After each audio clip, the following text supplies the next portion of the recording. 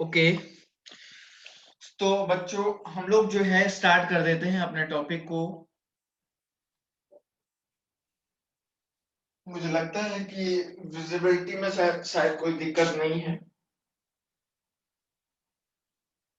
Camera भी ठीक ही है।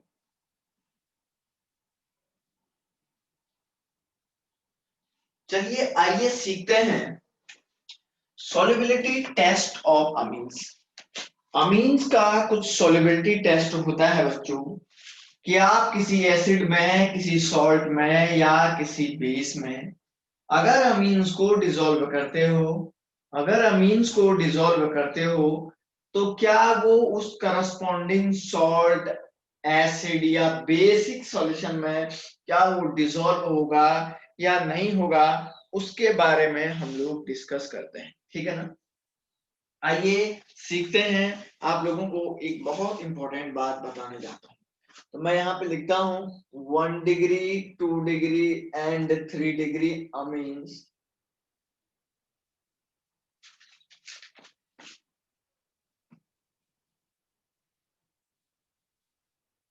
are soluble in HCl, H2SO4, HNO3, ETC। ये जनरली एसिड में होता है। जनरली इन एसिड लिख देता हूं मैं, इन एसिड। ठीक है ना। ये एसिड कौन कौन से हैं? एक तो आपके पास ये HCl हो जाएगा। दूसरा हम लोग बात करेंगे, एक HCl के बाद हम लोग बात करेंगे H2SO4 हो गया। तीसरा हो गया HNO3। ठीक है ना। जनरली जितने भी एसिड होते हैं उनमें ये जो है जनरली सॉल्युबल नेचर का होता है। ठीक है ना। ये सबसे बड़ी और इम्पोर्टेंट बात मैं आप लोगों को बता रहा हूँ। कहने का क्या मीनिंग है, आइए सीखते हैं। जनरली आप किसी भी एसिड को बच्चों, किसी भी एसिड को अगर जो है गर्म करोगे या पानी में डिसॉल्व करोगे तो आपको पता है कि सर ये H+ जरूर देगा। H+ को जरूर देगा। जाहिर सी बात है कि ये एसिड जो है H+ आयंस को जरूर देगा। ठीक है ना। ये आप लोगों को ध्यान रखना था। ठीक है। विजिबिलिटी में कोई दिक्कत तो नहीं आ रही होगी शायद देखने में, तब भी मैं कोशिश कर रहा हूँ इसको बड़ा बड़ा लिखने की। अब क्या होगा, सपोज आपने कहा सर R NH2 ग्रुप को H+ के साथ रिएक्शन कराइए। या आपने क्या कहा कि सर RNH2 ग्रुप को HCl के साथ रिएक्ट करा दीजिए, है ना। तो मैं क्या करता हूं बच्चों, देखिए HCl के साथ इसको रिएक्शन करवाता हूं। ये जब HCl के साथ रिएक्शन करेगा तो ये लोन पेयर इसको खींचेगा। तो ये देखिए क्या बनाएगा, RNH3 पॉजिटिव चार्ज और बाहर से एक काउंटर आयन Cl रहेगा। तो एक ऐसा सॉल्ट ये अपने पास बनाता है। ठीक है ना। या आपने कहा सर आप RNH2 ग्रुप को H2SO4 से रिएक्ट करा दीजिएगा तो क्या बनेगा, है ना। तो ये ऑलरेडी H+ को यहां से गेन करेगा तो R हो गया, NH3 पॉजिटिव चार्ज हो जाएगा और यहाँ पे SO4 2-। ठीक है ना। एक्चुअली ये दो दो पॉजिटिव चार्ज को लेना चाहिए था, है ना। जनरली दो H+ को लेना चाहिए था। तो मैं यहाँ पे ऐसा NH4 भी लिख सकता हूँ इसको, है ना। तभी ये NH3 में बैलेंस रहेगा। ठीक है।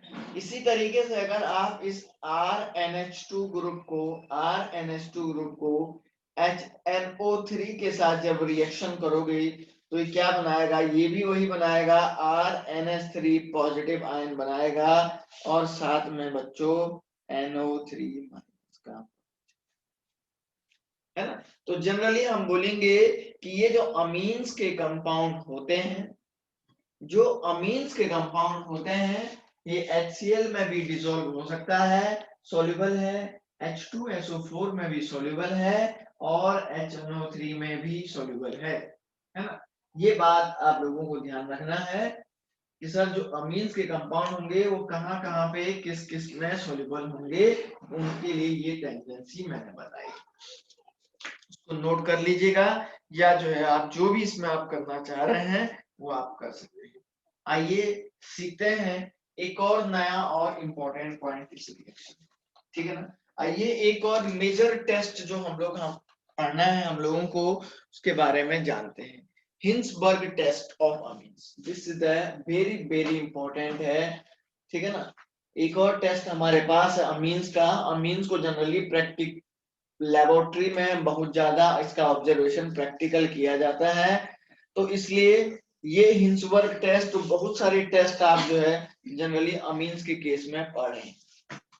एक और हम लोग पढ़ते हैं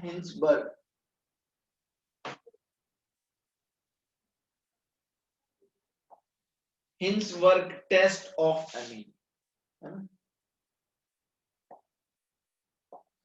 ये जो हिंसबर्ग होता है, हिंसबर्ग टेस्ट क्या होता है मैं आप लोगों को बता देता हूं। इस हिंसबर्ग टेस्ट के through generally 1 degree 2 degree and 3 degree amines को सेपरेट किया जाता है, ठीक है ना। हिंसबर्ग टेस्ट से जनरली 1 डिग्री 2 डिग्री और 3 डिग्री अमीन्स को सेपरेट किया जाता है, ठीक है ना। तो मैं यहाँ पे लिख देता हूं 1 degree 2 degree and 3 degree amines are distinguished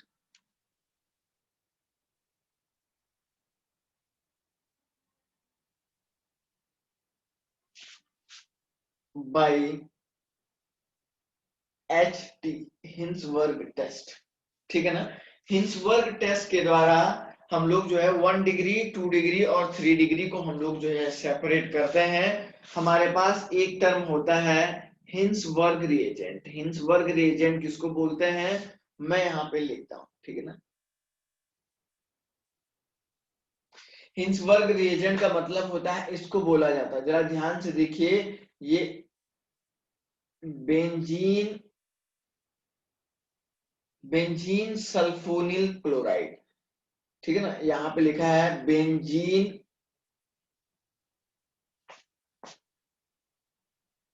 sulphonyl chloride. Benzene sulphonyl chloride is known as the Hinsberg test, Hinsberg reagent, ठीक है। क्या होता है जरा ध्यान से देखिए बच्चों, अगर मैं 1 डिग्री अमीन की बात करता हूँ, 1 डिग्री अमीन्स का केस की बात करता हूँ, तो देखिए क्या होता है इस रिएक्शन में। बहुत इंपॉर्टेंट है ये, बहुत ज्यादा इंपॉर्टेंट है, इसको आपको लर्न करना है, ध्यान रखना है। देखिए सबसे पहले क्या होता है, आप लोगों के पास हिंसबर्ग रिएजेंट होता है, ये क्लोरीन होता है, और अगर आप इसको आर के साथ रिएक्शन करवा देते हैं, ये क्या है बच्चों, ये क्या है 1 डिग्री अमीन है, ये 1 डिग्री अमीन है, और इसको आप लोग बोलते हैं बेंजीन सल्फोनिल क्लोराइड या हिंसबर्ग रिएजेंट HR। ऑलरेडी आप लोग जानते हैं कि सर ये अमीन का ओनली रिएक्टिव पोर्शन यही है, मतलब lone pair electron, lone pair of electron ही आप लोग बोलेंगे कि ये जो है यही जो है ओनली इसका रिएक्टिव पोर्शन है। ये रिएक्शन एक प्रैक्टिकली ऑब्जर्वेशन है, आई रिपीट माय पॉइंट, ये रिएक्शन एक प्रैक्टिकली ऑब्जर्वेशन है, और इस ऑब्जर्वेशन के थ्रू जो भी चीजें हैं लेबोरेटरी में फाइंड आउट हुई है, जो भी बातें बच्चों लेबोरेटरी में फाइंड आउट हुई है, उन सब को मैं यहाँ पे आपको बताऊं। तो आप जरा ध्यान से देखिए, यहाँ पे ये loan pair of the electron है, ये loan pair of the electron जो है इस इलेक्ट्रोफिलिक सेंटर पे अटैक करेगा, और आपको पता है कि already oxygen is the more electronegative होता है comparison to the sulphur. Sulphur के कंपैरिजन में ये ऑक्सीजन एटम मोर इलेक्ट्रोनेगेटिव है, that's why it can easily attract electron density from this compound. इस कंपाउंड से इलेक्ट्रॉन डेंसिटी को ये बहुत आसानी से खींच लेता है, झटाक से इस पे अटैक करता है, और बाद में क्या होता है ये वापस आता है एज ए लिविंग ग्रुप, ये क्लोरीन यहाँ से टूट जाएगा, है ना। ये क्लोरीन यहां से टूट जाएगा, आपने देखा ये lone pair star, electrophilic centre यही बनेगा सल्फर वाला, क्योंकि ऑक्सीजन जो है ऑलरेडी सल्फर के कंपैरिजन में मोर इलेक्ट्रोनेगेटिव है। जब ये ऑक्सीजन एटम मोर इलेक्ट्रोनेगेटिव है तो देखिए क्या बनेगा,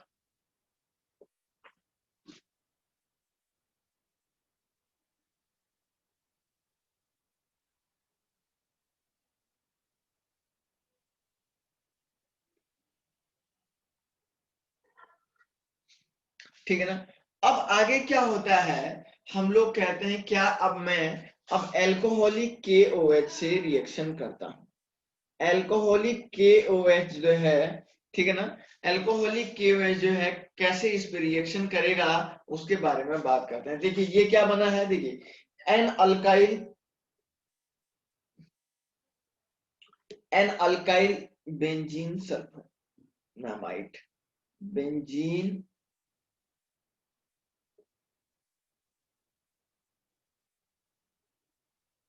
इसको चाहे तो आप ऐसे भी लिख सकते हैं, ये एन अल्काइल बेंजीन सल्फोनामाइड बन गया है।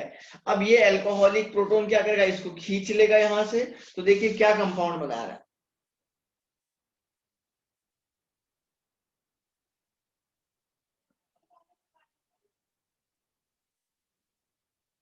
NR, और देखो यहां से ही खींचेगा तो इस पे नेगेटिव चार्ज आएगा, उस पे K पॉजिटिव आयन बन जाएगा, K पॉजिटिव और ये नेगेटिव, है ना, ऐसा कुछ बन जाएगा, ठीक है ना।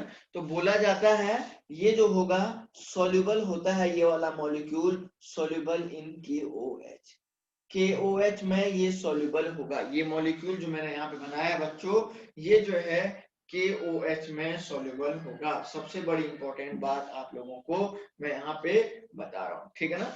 और इस मॉलिक्यूल को हम लोग बोलेंगे, यही मॉलिक्यूल जो है इनसॉल्युबल होता है वाटर में। जब आप अगर इस मॉलिक्यूल को जो है पानी में डालोगे तो इनसॉल्युबल है, अगर आपने KOH बेसिक सॉल्यूशन में डाला तो बेसिक सॉल्यूशन में डालने से ये वाला मॉलिक्यूल घुल जाता है, ठीक है ना, ये डिसॉल्व हो जाता है। लेकिन अगर इसको आप पानी में डालोगे इस मॉलिक्यूल को, ये क्या हो जाएगा, ये बिल्कुल भी डिसॉल्व नहीं होगा। ये बहुत इंपॉर्टेंट बात आप लोगों को मैं बता रहा हूँ, ठीक है ना, नोट कर लीजिएगा इसको, क्योंकि ये पानी में सॉल्युबल नहीं होता है, ठीक है ना। ये इंपॉर्टेंट बात मैंने आप लोगों को बताई है, ठीक, नोट करिए इसको पहले, इसका सर स्क्रीन, लास्ट वाले कंपाउंड में एन के बाद डबल बॉन्ड है, मेरे में ब्लर दिख रहा है। एक मिनट बेटा है, एन के बाद डबल बॉन्ड नहीं है, ये एन जो है देखिए, ये एन पे मैंने जो है के पॉजिटिव लगाया है काउंटर आयन, तो नेगेटिव चार्ज है उस नाइट्रोजन पे, उस नाइट्रोजन पे नेगेटिव चार्ज है बच्चा, मैंने यहाँ पे जो है क्या किया है, पॉजिटिव चार्ज लिखा। अब देखो इसी मॉलिक्यूल को मैं यहाँ पे ले रहा हूं, देखिए इधर देखिए, उसी मॉलिक्यूल को मैं यहाँ पे लिख रहा हूं,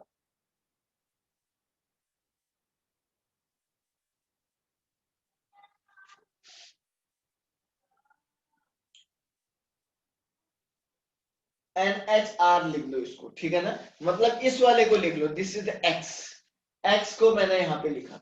अगर मैं इसको KCl और वाटर के साथ रिएक्शन करूंगा, तो जरा ध्यान से देखिए, KCl और जब वाटर के साथ रिएक्शन करूंगा तो यहाँ से Cl माइनस अटैक करता है इस पे, और ये इसको इधर ला के चला जाए, समझ रहे हैं क्या। तो ये फिर से आपको हिंसबर्ग रिएजेंट को दे देता है, और हिंसबर्ग रिएजेंट से अगला टेस्ट यहाँ पे शुरू हो जाता है, ठीक है ना। कहने का ये मीनिंग है कि अगर आप इसको फिर से KCl और पानी के सॉल्यूशन में अगर इसको डिसॉल्व करोगे, तो जो इनिशियल बेंजील सल्फोनियल क्लोराइड प्लस जो है प्राइमरी अमीन को दे देता है, और वो आगे वाली रिएक्शन के लिए तैयार हो जाता है ना।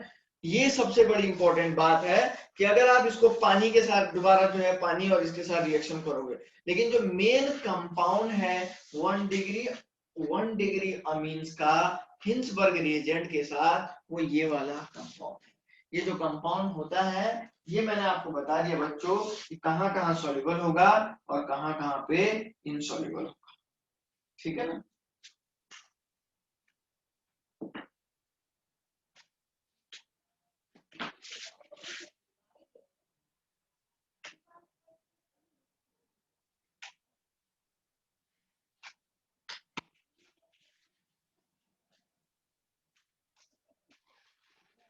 किसी को अगर इसमें कोई दिक्कत है तो पूछ सकता है कि सर ये आपने कैसे कर दिया। ठीक, किसी को अगर कोई दिक्कत है बच्चों तो वो स्टूडेंट पूछ सकता है कि सर आपने यहाँ पे इस पॉइंट को कैसे कर दिया।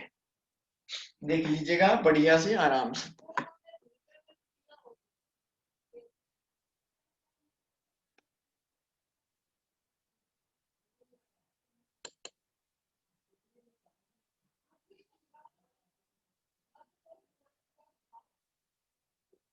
ठीक है, चलिए अब फिर से और आगे बढ़ते हैं। मैंने आपको बताया जो ये कंपाउंड होगा ये पानी में इनसॉल्युबल होगा। सबसे बड़ी बात मैं ये बता रहा हूं कि ये पानी में जो है इनसॉल्युबल होगा। आपको लोगों को बोर्ड एग्जामिनेशन में भी पूछा जा सकता है और इसको पूरे डिटेल में मैं आपको समझा दिया हूं ऐसा ऐसा। आइए रिएक्शन करते हैं 2 डिग्री अमीन्स के साथ। 2 डिग्री अमीन्स के साथ ये कैसा प्रोडक्ट बनाएगा, ये भी एक बहुत इंपॉर्टेंट बात।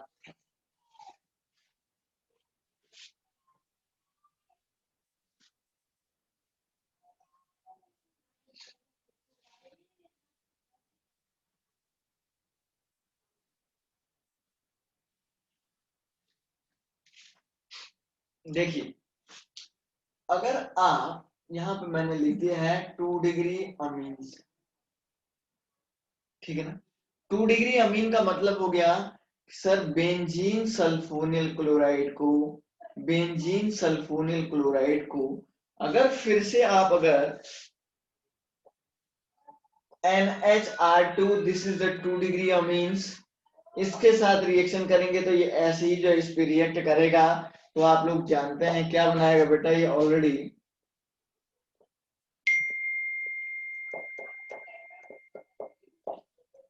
N हो जाएगा और यहाँ पे R, यहाँ पे भी R, तो इसका नाम है NN die alkyl benzene sulphonyl chloride.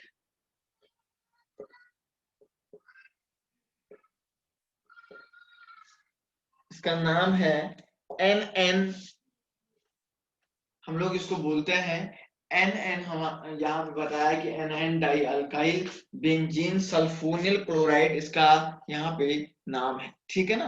अब देखिए क्या होता है बच्चों, अगर आप जो है, ठीक है, अगर मैंने आपको बताया कि ये जो है इनसॉल्युबल होता है, इनसॉल्युबल इन वाटर। पानी में जो है ये वाला मॉलिक्यूल जनरली इनसॉल्युबल होता है, लेकिन सॉल्युबल होता है ये भी सॉल्युबल इन, है ना। ये भी आप लोगों को थोड़ा सा ध्यान रखना है, ये मॉलिक्यूल जो है इनसॉल्युबल होता है पानी में, ठीक है ना, और सॉल्युबल होता है इसमें। ये आप इस तरीके से इसको नोट कर सकते हैं। लेकिन तीसरी बात मैं यहाँ पे लिख देता हूँ 3 डिग्री अमीन्स। अगर 3 डिग्री अमीन्स की बात करते हैं तो मैं यहाँ पे लिख रहा हूँ amine does not react with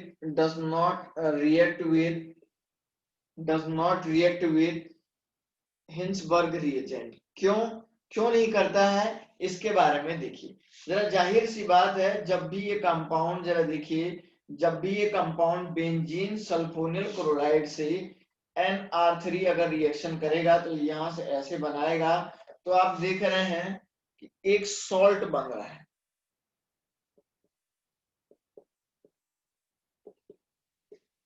तो ये पॉजिटिव चार्ज आने से आप लोग देख रहे हैं सॉल्ट बन रहा है, ठीक है ना। तो इस सॉल्ट के बनने की वजह से सामने वाला मॉलिक्यूल जो है, इस सॉल्ट के बनने की वजह से ये वाला अमीन जो है, ये 3 डिग्री अमीन जो है रिएक्शन नहीं करता है इसके साथ। ये भी आप लोगों को नोट करना है। तो 1 डिग्री क्या बनाता है, 2 डिग्री क्या बनाता है और 3 डिग्री क्या बना रहा है, ये भी आप लोग देख सकते हैं। कहीं पे कोई दिक्कत है तो पूछ सकते हैं।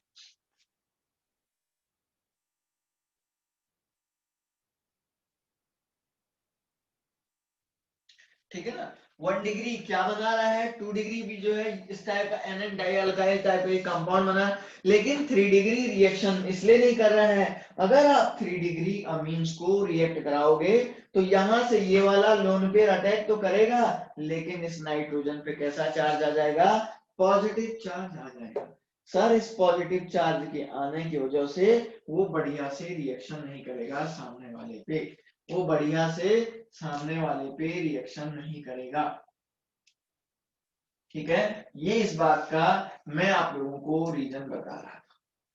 ठीक, अगर किसी को कोई डाउट है तो वो अभी भी पूछ सकता है, कोई भी टेंशन कोई भी दिक्कत नहीं।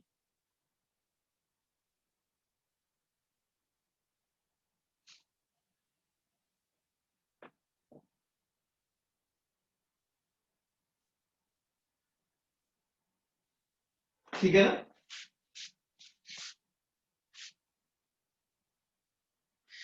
तो हिंसबर्ग टेस्ट के बारे में मैंने आप लोगों को समझा दिया है कि किस तरीके से जो है अमीन्स के केस में हम लोग जो है हिंसबर्ग टेस्ट को जो है यूज करते हैं और क्या क्या इसके कंक्लूजन होते हैं हिंसबर्ग रिएजेंट की, क्या इसमें बन रहा है, ये सब बातें मैंने आप लोगों को डिटेल में समझा दी। ठीक है ना, इसके अलावा कुछ भी ऐसा स्पेशल तो है नहीं है इसके केस में। ठीक है, जो आप लोगों को ध्यान रखना है, और 1 डिग्री 2 डिग्री और 3 डिग्री जो है अलग अलग टाइप के कंपाउंड बना रहे हैं। ठीक है ना, ये आप लोगों को ध्यान रखना है। अब ये तो मेन रिएजेंट है, अगर इसी को आप अगर फिर से वही जो बताया था मैंने, वाटर और HCl में अगर जो है वाटर और KCl में अगर इसको वॉश करोगे तो फिर से जो है benzene sulphonyl chloride initial reagent ही बनाएगा। प्लस मतलब मेन रिएजेंट ये है, अगर आप इसको रिएक्शन करोगे है ना, पानी में इसको जो है डिसॉल्व करोगे, पानी में अगर इसको पानी में अगर जो है हीट करोगे, तो ये जो ओवरऑल प्रोसीजर है इसको हम लोग जनरली क्या बोलते हैं, फ्रैक्शनल डिस्टिलेशन। फ्रैक्शनल डिस्टिलेशन क्या होता है, मैंने आप लोगों को सॉल्यूशन चैप्टर में बहुत अच्छे से समझाया है। दिस इज कॉल्ड है फ्रैक्शनल डिस्टिलेशन, है ना। तो ये इसमें वो गर्म करना, वॉश करना, उसमें डुबाना, बाहर निकालना, ये सारी प्रोसीजर लेबोरेटरी की बात है, लेकिन मेन जो इंपॉर्टेंट पॉइंट है ये इसमें बन रहा है। लेकिन 3 डिग्री जो मीन्स होता है वो कभी भी रिएक्शन नहीं करता है। किसके केस में नहीं करता है, हिंसबर्ग रिएजेंट के केस में ये कभी भी रिएक्शन नहीं करता है। नोट कर लीजिएगा, किसी को अगर कोई बात कहनी है तो वो कह सकता है। ठीक है ना, 1 मिनट में है? 1 minute.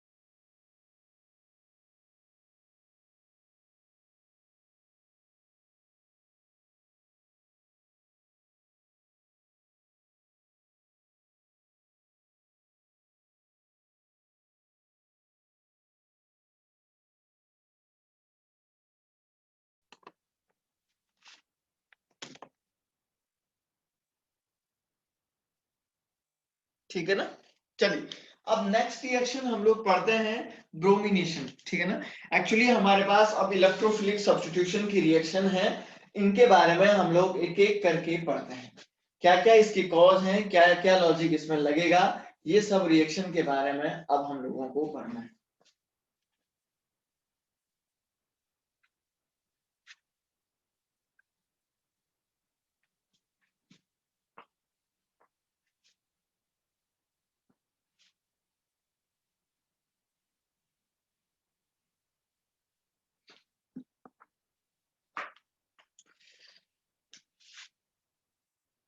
Electrophilic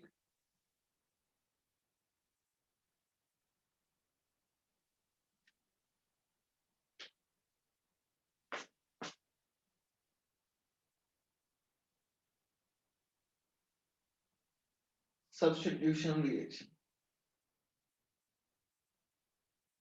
electrophilic substitution reaction मतलब एसई क्या क्या है। अब मैं तो भाई इलेक्ट्रोफिलिक सब्स्टिट्यूशन रिएक्शन तो पढ़ाऊंगा नहीं यहाँ पे, क्योंकि हम लोग पहले ही पढ़ दिए हैं। बस मैं आप लोगों को जो रिएक्शन अब पढ़ाऊंगा वो एग्जाम्पल ऑफ इलेक्ट्रोफिलिक सब्स्टिट्यूशन होंगे। अब मैं आप लोगों को बच्चों जो भी रिएक्शन पढ़ाऊंगा वो सब के सब example of electrophilic substitution reaction होंगे। आइए सीखते हैं। तो सबसे पहला मैं यहाँ पे लिखता हूं ब्रोमीनेशन।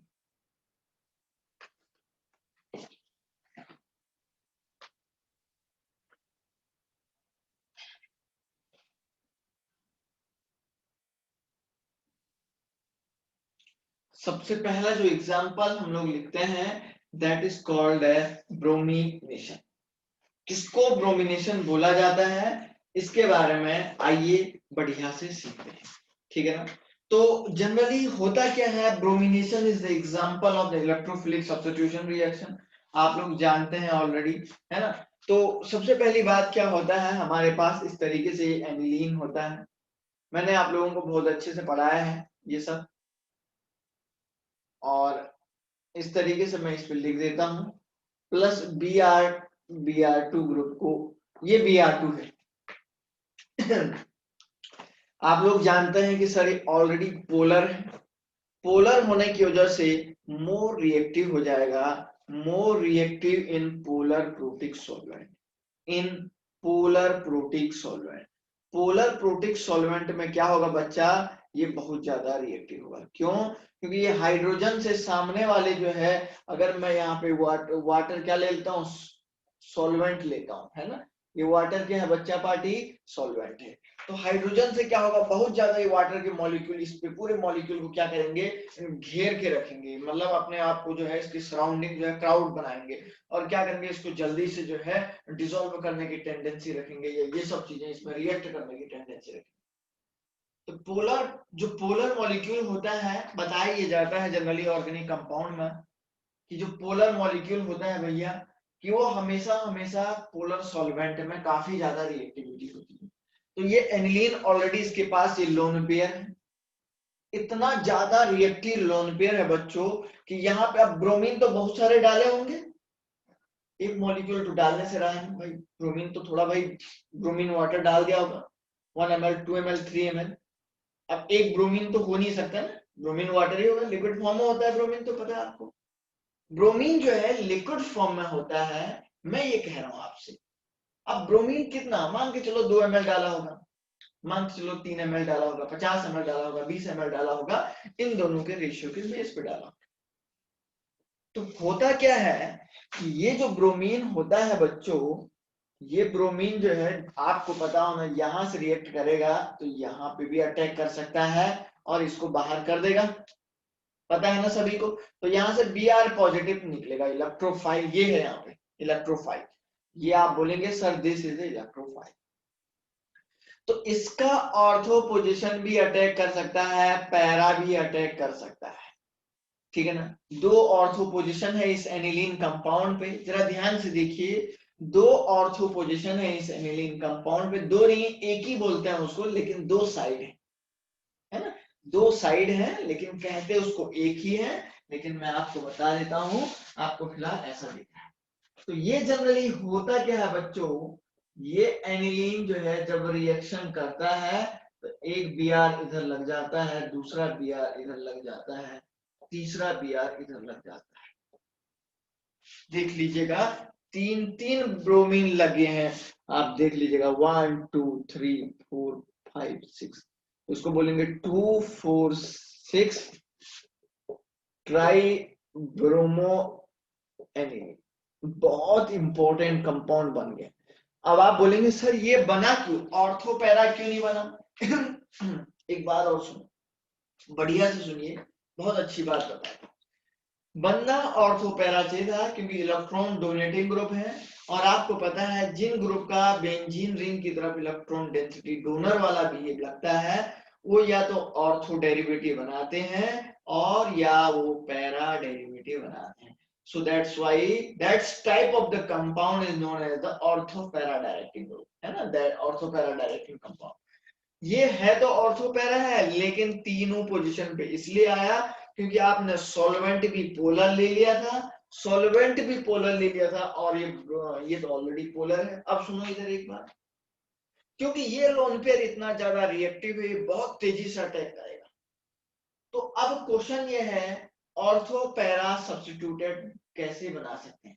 तो ऑर्थो और पैरा कैसे बनाते हैं मैं यहाँ पे लिख देता हूं.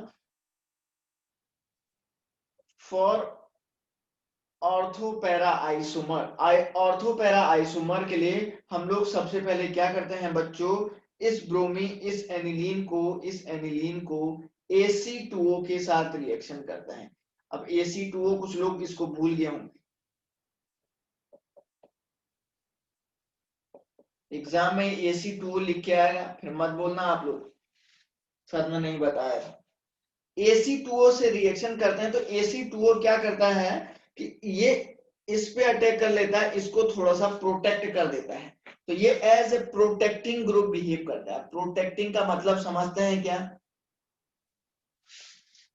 प्रोटेक्टिंग का मतलब होता है कि लोन पेयर की थोड़ा सा क्या कर देगा, लोन पेयर की जो गर्मी है उसको थोड़ा सा कम कर देगा. ये कौन करेगा? ये वाला ग्रुप.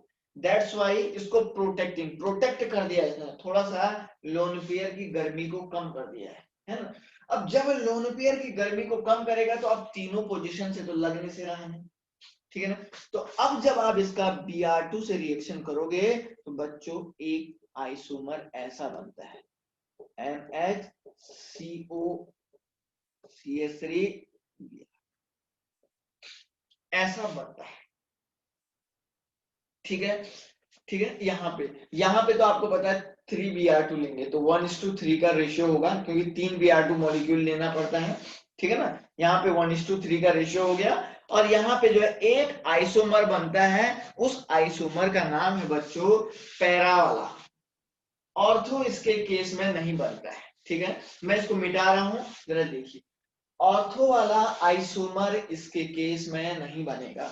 क्यों नहीं बनेगा उसका रीजन मैं यहाँ पे बताता हूँ. जरा देखिए जरा ध्यान से इस कंपाउंड को, दिस इज द X, इसको जरा यहाँ पे लिख रहा हूं.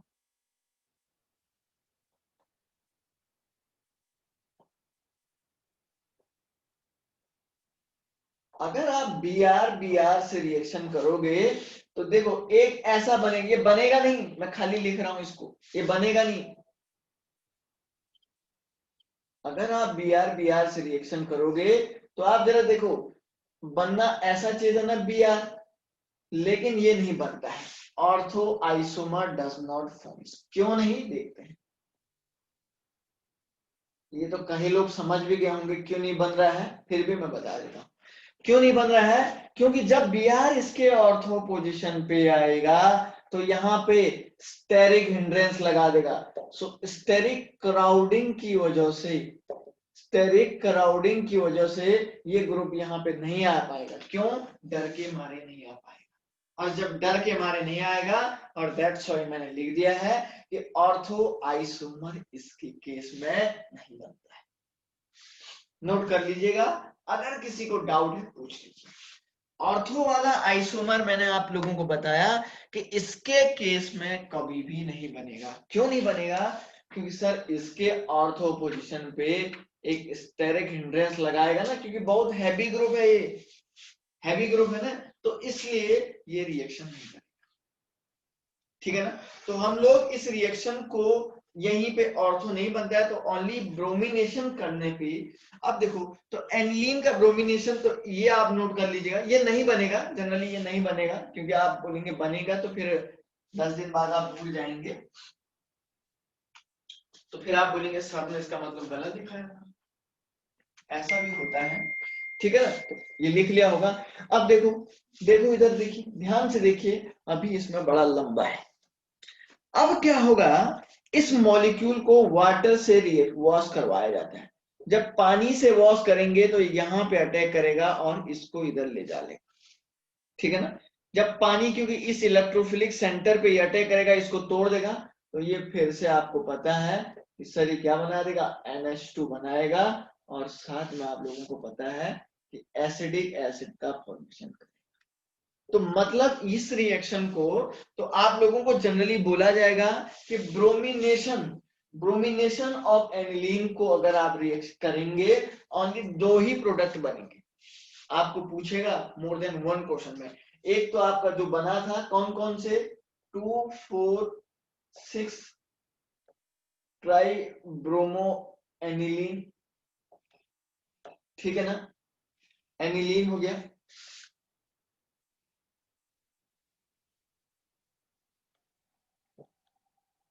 ठीक है ना। दूसरा आप बोलेंगे पैरा वाला आइसोमर, क्योंकि देखिए, क्योंकि इस रिएक्शन को जनरली ऐसे दिया जाता है, देखो NH2, ठीक है ना, आप ऐसे लिखेंगे AC2O Br2H2O, तो Br2 भी रिएक्शन करेगा, AC2O भी करेगा, और H2O भी रिएक्शन करेगा, तो फाइनली कौन सा वाला प्रोडक्ट बनाएगा, ये वाला प्रोडक्ट ये बनाएगा, NH2, और ओनली ये इसको बनाएगा। नोट कर लीजिएगा, अगर किसी को कुछ बात जाननी है तो पूछ सकते हैं।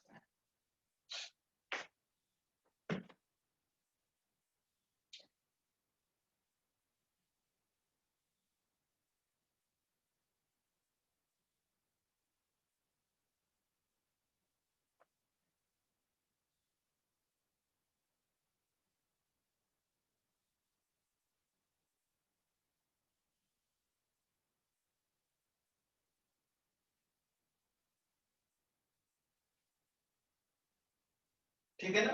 तो आपको इतना पता लग गया होगा कि सर जब भी आप ब्रोमिनेशन करोगे तो ओनली एक ही टाइप का प्रोडक्ट बनेगा, और वो कौन से टाइप का प्रोडक्ट बनेगा ये मैंने आप लोगों को समझा दिया है, ये मैंने आप लोगों को समझा दिया है, जो कि बहुत बहुत इंपॉर्टेंट था।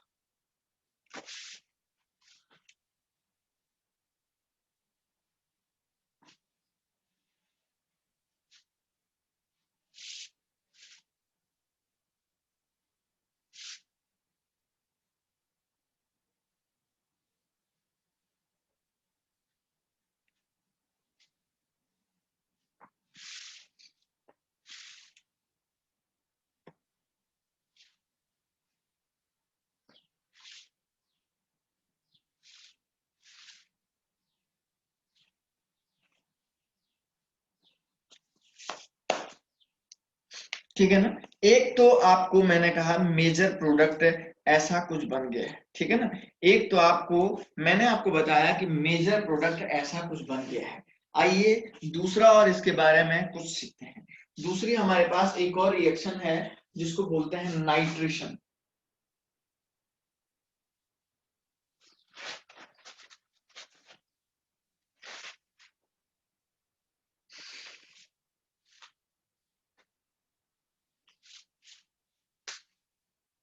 नाइट्रेशन,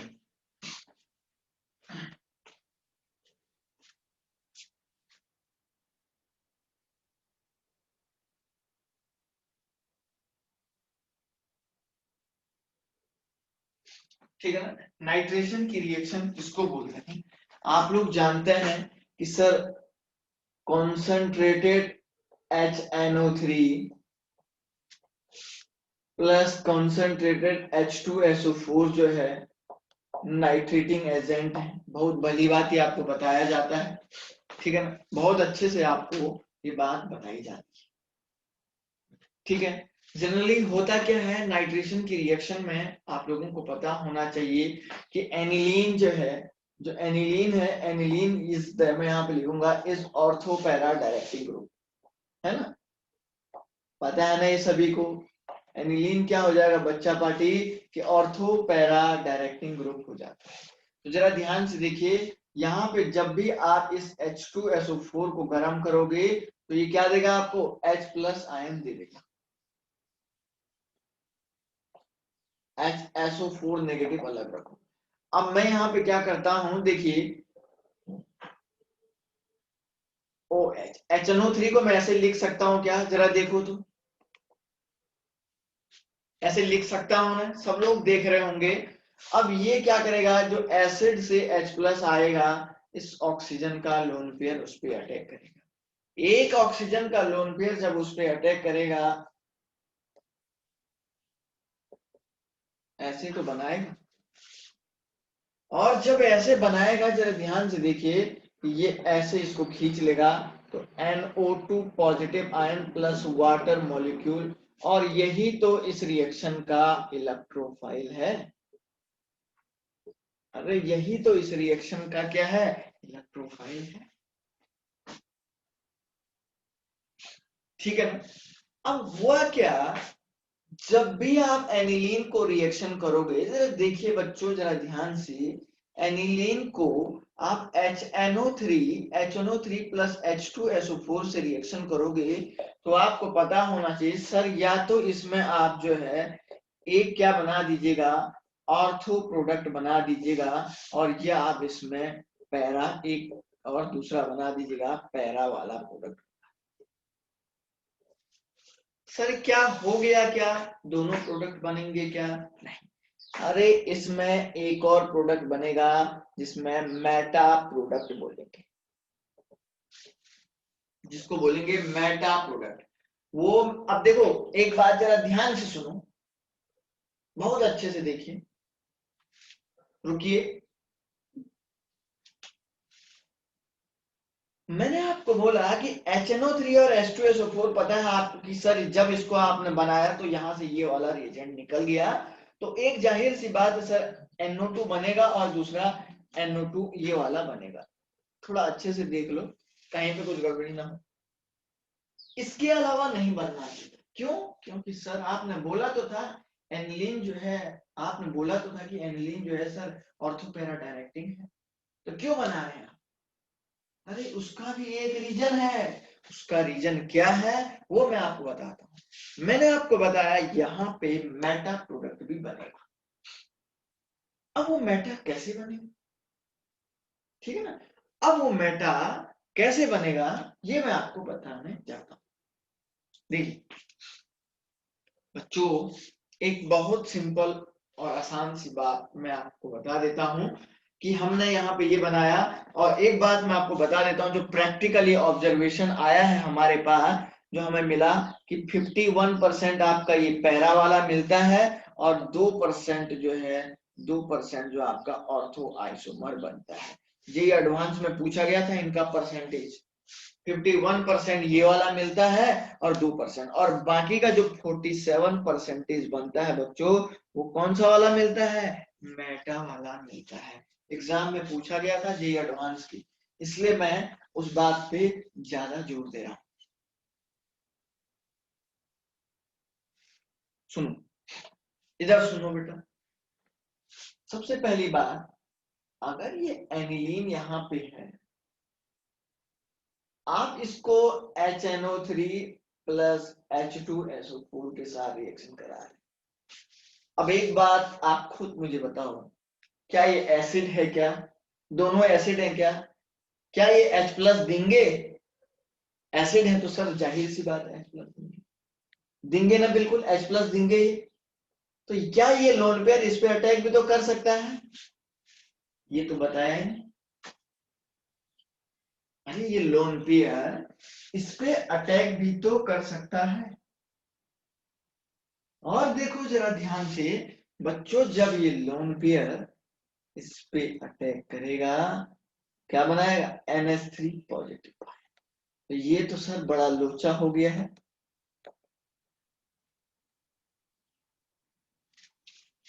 नहीं हुआ क्या, बोलो तो।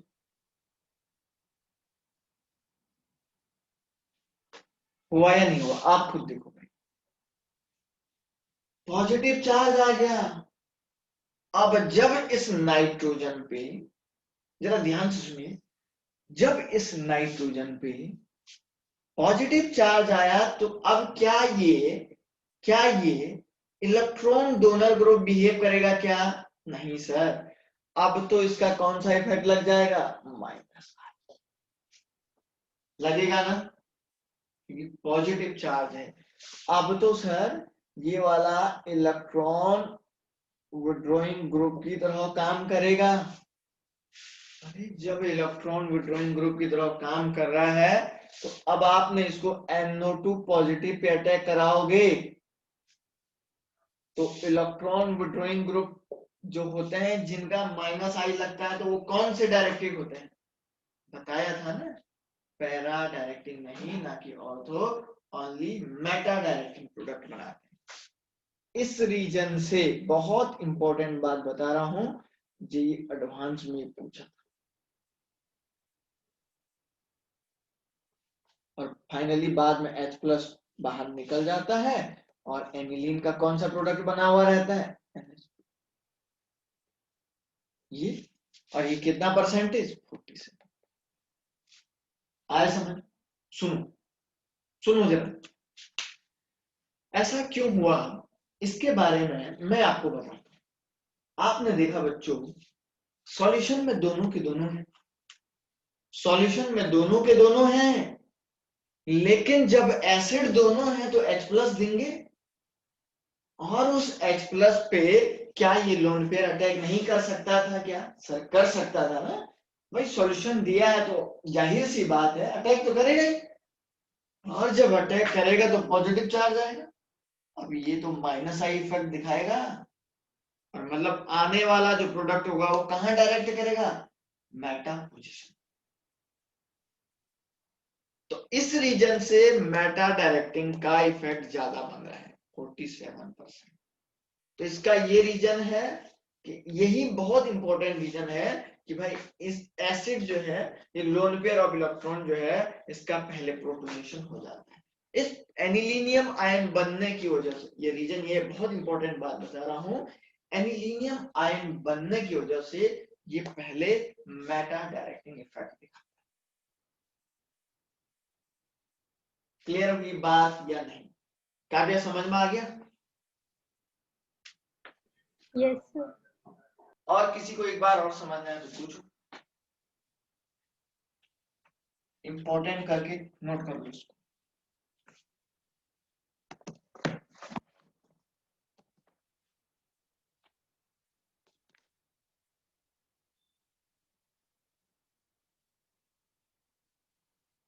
किसी स्टूडेंट को एक बार अगर और समझना है तो वो जो है पूछ सकता है, नो प्रॉब्लम।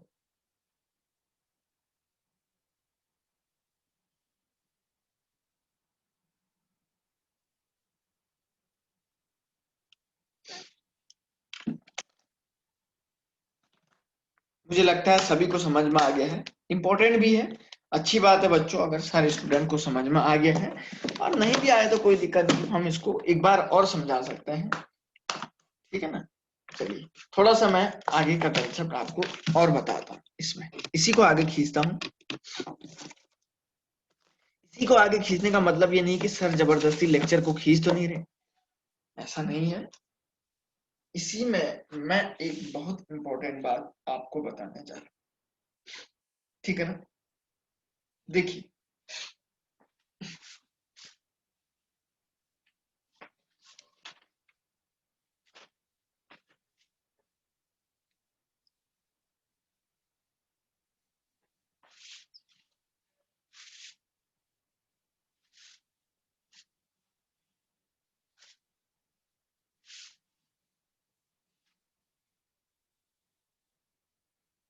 सुनो, सपोज आपके पास एक NH2 ग्रुप ये है, Ac2O के साथ रिएक्शन करा के NO+ से रिएक्शन करवाना है। Ac2O के साथ रिएक्शन करवा के आपको जो है NO+ के साथ इसको रिएक्ट कराना है। देखिए Ac2O फिर HNO3 + H2SO, ये एक बहुत इंपॉर्टेंट रिएक्शन बता रहा हूं, VIMP।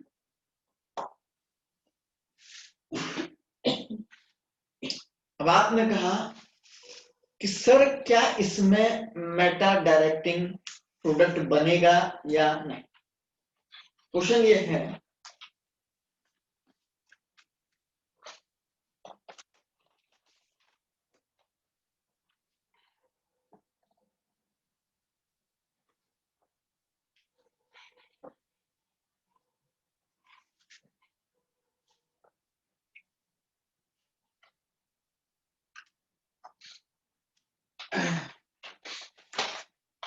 क्वेश्चन इस रिएक्शन का बहुत इंपॉर्टेंट है। इंपॉर्टेंट क्या है वो जरा देखिए।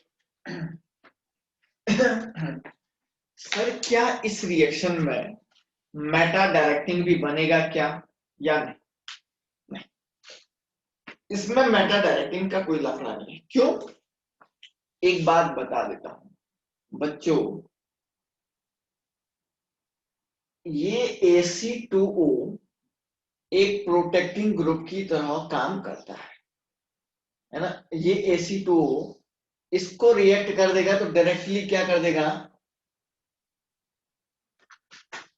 NHCOCH3 ऐसा बना देगा। बनाएगा क्या, बिल्कुल बनाएगा। और जब AC2O रिएक्शन करेगा तो ये लोन पेयर की इंटेंसिटी तो अब कम होगी ना। अब लोन पेयर H प्लस पे अटैक नहीं करेगा। सुनो जरा ध्यान से, जब AC2O इसको प्रोटेक्ट कर देगा तो अब लोन पेयर जो है H प्लस पे बाहर से अटैक ही नहीं करेगा, तो एनिलीनियम आयन बनने का कोई सवाल नहीं। एनिलीनियम आयन बनने का सवाल क्यों नहीं बनता है, क्योंकि जब H प्लस जो है, क्योंकि AC2O ने पहले ही से इसको रोक के रख दिया। H प्लस बनने का कोई सवाल, एनिलीनियम आयन बनने का कोई सवाल ही नहीं बनता। सर जब सवाल ही नहीं बनता है तो अब क्या मैं, अब आगे कौन रिएक्शन करेगा, HNO3। फाइनली वाटर से वॉश कर देना, धो देना कंपाउंड को, है ना। तो क्या बनाएगा, तो अब इस कंपाउंड में COCH3 एक ही आइसोमर बनेगा पैरा वाला। क्यों, क्योंकि सर ऑर्थो पे क्या होगा, स्टेरिक हिंड्रेंस लग जाएगा। ऑर्थो क्यों नहीं बनेगा बच्चों, ऑर्थो पे स्टेरिक हिंड्रेंस लग जाएगा। किसका, इसका, क्योंकि NO2 को ये आने ही नहीं देगा, बताया था। और पानी में जब वॉश करोगे तो पानी में वॉश करोगे तो इसको बाहर करेगा वो, यहाँ पे देखो तो पहले वाली रिएक्शन है। कई लोग ऐसे हैं जिनको अभी भी नहीं पता लग रहा होगा, महान लोगों की कोई कमी नहीं है इस देश में, ऐसे समझ रहे हैं। तो क्या बना देगा, NH2 और नीचे NO2 लगा रहेगा। ये बहुत इंपॉर्टेंट रिएक्शन है, कंफ्यूजन क्रिएट करेगा बहुत सारे स्टूडेंट। अब इसमें, अब एक बात सुनो, इसके केस में जब इसको रिएक्शन किया ना तो यहाँ पे ऑर्थो बनेगा और ना ही मेटा बनेगा। ऑर्थो तो आपको बता दिया कि भाई स्टेरिक हिंड्रेंस है तो बनेगा ही नहीं। और मेटा क्यों नहीं बन रहा है, क्योंकि मेटा तो तब बन रहा था क्योंकि ये इस एसिड के H प्लस को बहुत जल्दी से अटैक कर दे रहा था, लेकिन उसके H प्लस को अटैक करने से पहले ये इसको एज ए प्रोटेक्ट कर रहा है। तो इसी को कभी कभी बोलते हैं प्रोटेक्टिंग ग्रुप ऑफ एनिलीन, है ना। कभी कभी पूछ देता है, कभी कभार पूछ देता है जेई में, नोट कर लीजिएगा इसको, प्रोटेक्टिंग ग्रुप ऑफ एनिलीन भी इसको बोल देते हैं। ये ग्रुप क्या करता है, एनिलीन को प्रोटेक्ट कर देता है। और जब ये एनिलीन को प्रोटेक्ट करेगा बच्चों तो एनिलीन रिएक्शन ही नहीं करेगा, है ना। कहां से करेगा वो रिएक्शन भाई, उस पे तो बिल्कुल जो है चार चार मंत्री लगा दिए हैं आपने उसके चारों तरफ, तो बाहर ही नहीं जा सकता है, जेल चला जाएगा अर्नब गोस्वामी की तरफ, है ना? समझ रहे हैं, तो ऐसा कुछ हो जाएगा। सेम कंडीशन ये समझ में आ गया बेटा सभी को, आया समझ में।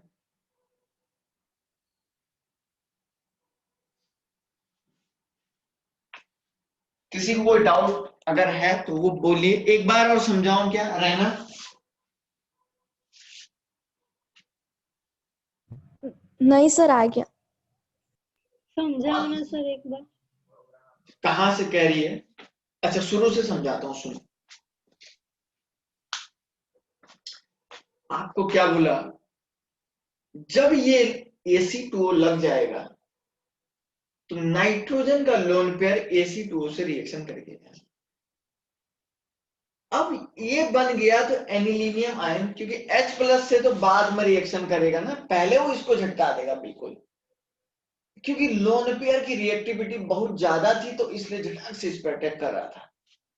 क्योंकि ये क्या कर देता है, रिएक्टिविटी ऑफ नाइट्रोजन को क्या कर देगा, ये ग्रुप कम कर देगा।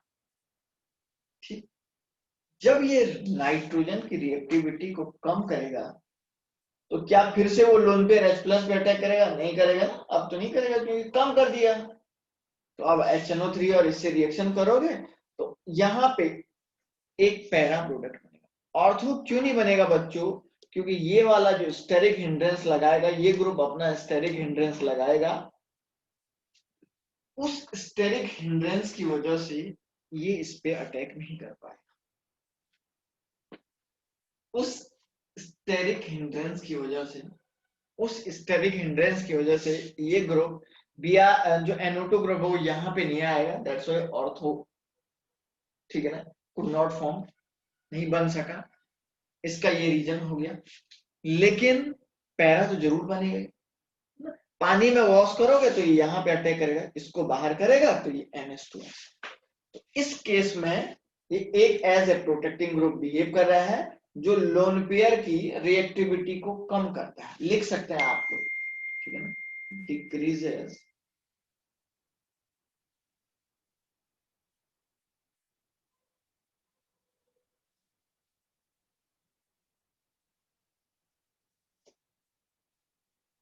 ठीक है, ऐसा भी हो गया।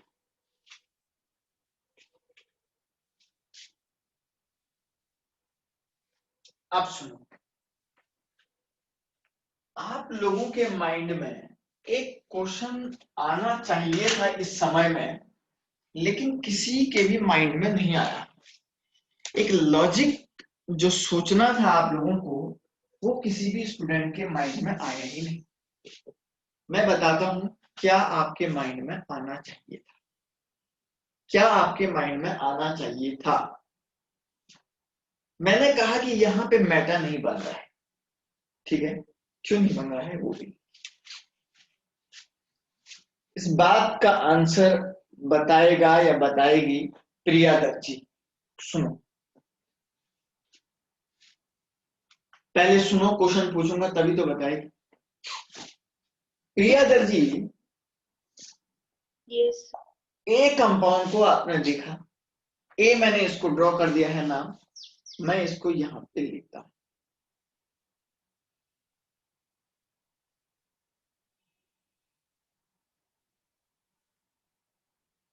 आपने यहां पे देखा बच्चा, ये लोन पेयर है तो इसने डायरेक्टली एक ही प्रोडक्ट बनाया जिसको आपने पैरा वाला बोला, पैरा आइसोमर बोला। आपने एक बार ये नहीं पूछा, सर आप तो ऐसा कह रहे हैं मेटा नहीं बनेगा, बोला ना मैंने मेटा नहीं बनेगा, मेटा भी तो बनना चाहिए ना, क्यों क्यों?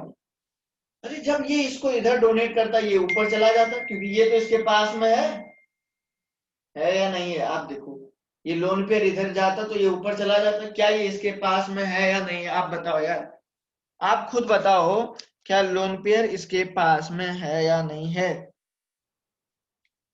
है क्या? ये CO वाला ग्रुप है ना, तो ये तो ऐसा प्रोडक्ट बनाना चाहिए भाई। देखो इसको तो NO2 प्लस से रिएक्शन करने के बाद ऐसा वाला बनना चाहिए था। एक मिनट, NH C ऑक्सीजन पे नेगेटिव, इसको मिटा देता हूँ, ठीक है, ऑक्सीजन पे नेगेटिव CH3 और ये पॉजिटिव चार्ज।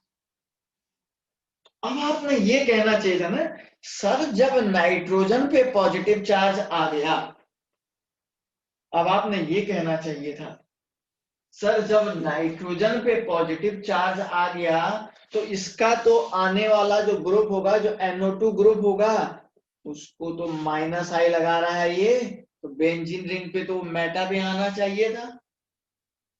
आना चाहिए था क्या भाई? जब इसका पॉजिटिव चार्ज लग गया तो बेंजीन रिंग के लिए ये नाइट्रोजन माइनस इलेक्ट्रॉन को विड्रॉ करेगा, ऊपर खींचेगा, तो आने वाला ग्रुप तो यहाँ पे इस पोजीशन पे आना चाहिए था या नहीं आना चाहिए था काव्या? यस और नो? हाँ। क्वेश्चन सभी को समझ में आया क्या? तो प्रिया ये बताएगी बच्चा, तो ये इधर क्यों नहीं आया, फिर ये इधर क्यों गया, क्या हो गया इसको? क्या ये रास्ता भूल गया? क्या हुआ इसको, ये बताओ।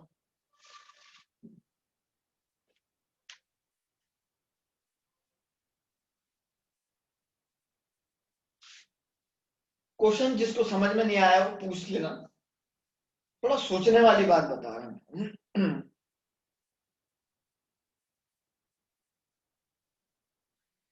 हो सकता है, क्या पता ये रास्ता भूल गया, क्या हो सकता है इसने खाना कम खाया था, कुछ तो होगा इसके पास। तुम ही बता दो काव्य।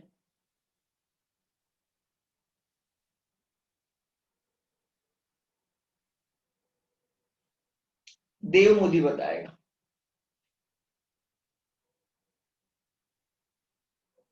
कल्प बताएगा, कल्प। नीर बताएगा, नीर मेहता।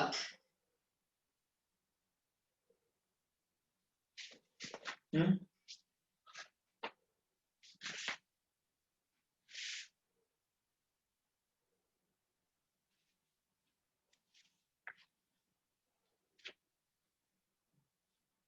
हाँ? तो और कौन बचा फिर? चलो वो ये बताएगी, क्या नाम है इस लड़की का? विधि पटेल।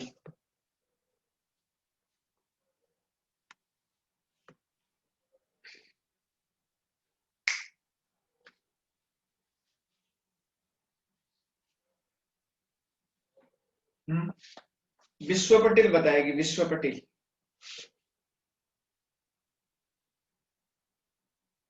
पार्थ मेहता बताएगा। प्रिया भावसार बताएगी। कोई तो बताओ यार, जिसको आता है वो बताओ, कोई भी।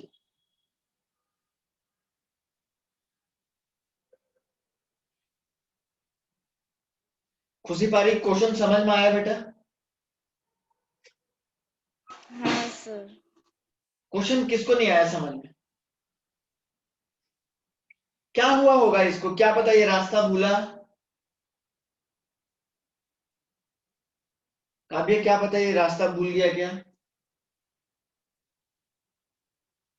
है? रास्ता नहीं भूला तो क्या हुआ फिर, इसको बताओ। क्या बीच में जो है किसी ने धक्का दिया इसको, यहां से किसी ने धक्का दिया तो ये इधर आ गया,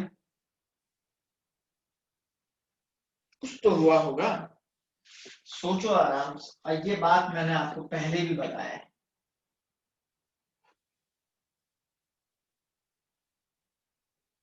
कुछ तो हो सकता है यार, ऐसा भी क्यों हुआ नहीं तो।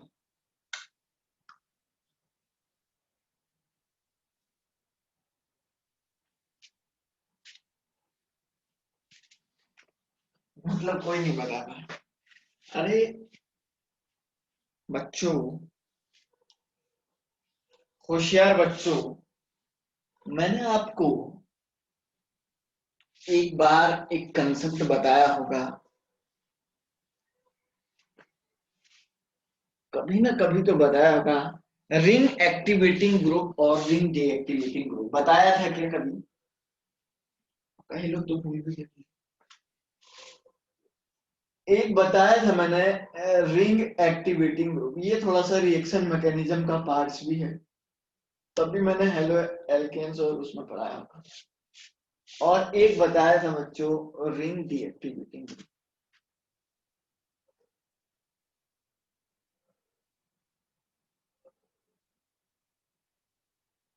जीपी जीपी लिख लेना। जो ग्रुप प्लस आई और प्लस आर को दिखाते हैं वो आपके रिंग एक्टिवेटिंग होते हैं। जो ग्रुप माइनस आई और माइनस आर को दिखाते हैं वो रिंग डीएक्टिवेटिंग। बताया था ना मैंने। Always ring activating group is the more dominant होता है। डोमिनेंट रिंग डीएक्टिवेटिंग ग्रुप से ज्यादा डोमिनेंट होता है। अब आपने देखा, जरा देखो इधर, जरा ध्यान से देखिए, इधर देखिए। इस क्वेश्चन पे बहुत कंसेप्ट पे, इस कंसेप्ट पे बहुत क्वेश्चन आए हुए हैं। देखो ये कंपाउंड यहां से अगर इधर डोनेट करेगा तो एज ए डीएक्टिवेटिंग ग्रुप काम करेगा। ध्यान से सुनो, ये कंपाउंड, ये लोन पेयर अगर इधर को आएगा तो रिंग को डीएक्टिवेट करेगा, ठीक है ना। और यहां से नीचे को आएगा तो क्या करेगा, रिंग को एक्टिवेट करेगा। कहने का ये मीनिंग है, रिंग एक्टिवेटिंग और डीएक्टिवेटिंग दोनों इफेक्ट यहां पे लग रहे हैं। पहले सुन लो कहां पे कौन सा इफेक्ट लग रहा है, वो मैं आपको बता रहा हूं। मैंने क्या बोला बच्चों, अगर ये लोन पेयर इधर डोनेट करेगा तो रिंग को डीएक्टिवेट करेगा, ऐसा कंपाउंड बनाएगा जो डीएक्टिवेट कर रहा है। और बेंजीन रिंग की तरफ डोनेट कर रहा है तो ये क्या करेगा, रिंग को डीएक्टिवेट, रिंग को एक्टिवेट कर देगा। अब इस कंपाउंड में दोनों इफेक्ट लग रहे हैं, तो आप किसको प्रिफर करोगे, रिंग एक्टिवेटिंग को करोगे ना। कौन से इफेक्ट को प्रिफर करोगे, बोलो आप लोग, रिंग एक्टिवेटिंग को करोगे ना। यही रीजन है बच्चों, इसमें रिंग एक्टिवेटिंग करेंगे तो यही रीजन है, यहां पे जो है पैरा आइसोमर बनेगा, और नॉट मेटा आइसोमर। आया समझ में, अरे बोलो। Yes sir. किसी को अगर एक बार और समझाना है तो बोल लें, कोई भी दिक्कत नहीं, बोलो। बन गया क्या, समझ में आता है ना, खुशी आ गया बेटा समझ में, यस सर। ठीक है ना। तो नोट कर लीजिएगा, बहुत सारे क्वेश्चन पूछे गए हैं, 10 से 12 क्वेश्चन। मुझे तो लगता है पता नहीं हर साल पूछता रहता है ऐसे, और ये जरूर आएगा बेटा इस बार। तो एक एग्जांपल लिख देता हूं जो जरूर आएगा, देखिए।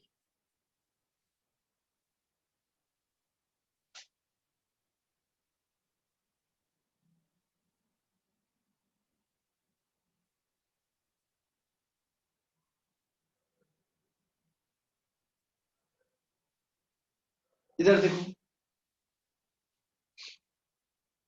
HNO3 और H2SO। क्वेश्चन ये है, कौन से रिंग पे NO2 प्लस लगेगा।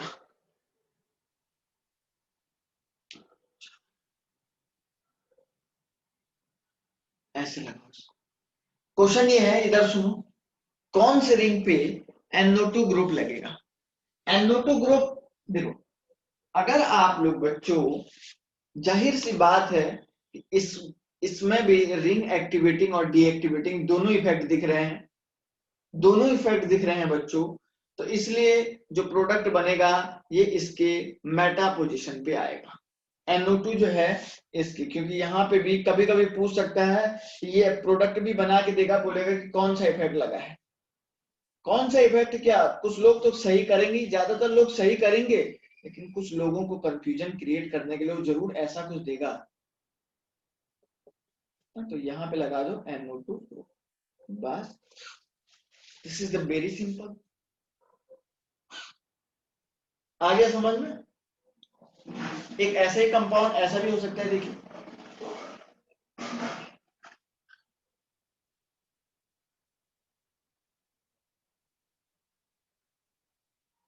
ऐसा भी कंपाउंड हो सकता है, इसमें भी ये इधर को भी जा सकता है, इधर भी आ सकता है। इसका एग्जांपल भी आपको दे सकता है, नोट कर लो इसको। टाइम हो गया है, हम क्लास को रख देते हैं बच्चों, समय पे ही छोड़ना सही रहता है। बाहर जो है पूरा अंधेरा सा हो गया, शायद वहां पे नहीं हुआ होगा। वो वाला एरिया समुद्र के किनारे है, समुद्र के किनारे तो नहीं बोलेंगे, उस एरिया में आता है ना। ऐसा भी हो सकता है, लेकिन यहाँ पे हो गया है बिल्कुल।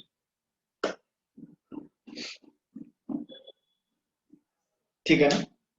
किसी को कोई बात पूछनी है बच्चा, नोट कर लीजिएगा, कोई भी दिक्कत नहीं है, आप पूछ सकते हैं। लेकिन ये इस टाइप के क्वेश्चन जरूर एग्जाम में आते हैं, आप इसको बढ़िया से पढ़ेंगे तो आपको कोई भी दिक्कत नहीं आएगी। ठीक है ना। तो बच्चा क्लास को रख दें, बोलिए कोई अगर बात है तो बोलो आप लोग खुद ही।